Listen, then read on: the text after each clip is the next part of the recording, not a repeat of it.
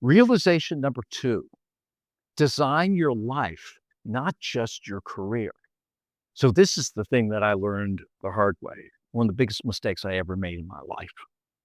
And it was 1989. I was third generation journalist. I was in television news. I was in a major market and news was going to hell. Back then, it's even worse now. And I knew I had to make a pivot or transition. Turned out to be a transformation. But here's where I failed.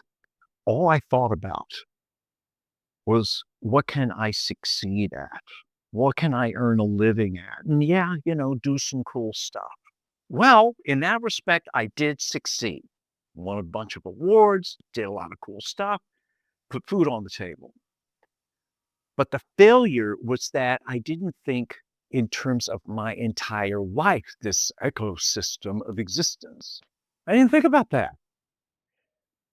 If I had seen this in 10 seconds, it would have completely changed the trajectory of my life because this would have gotten me to think about not just career and finances, but all these other things. So this is known as officially as a wheel of life. Very pretentious. I call it a life wheel.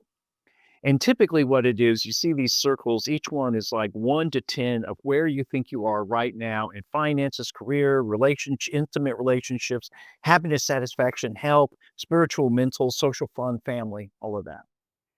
The trick is to say, okay, well, I want my future to be all tens. Fine. Here's the big question. Here's the difference maker. So what does a 10 look like? What is a 10 in health and relationships and fun and income and all of that? What does that look like? And of course, how am I going to get it there? But that is a huge step because you're actually identifying in life terms what you want this change to be, what it must be, because we always have our must haves.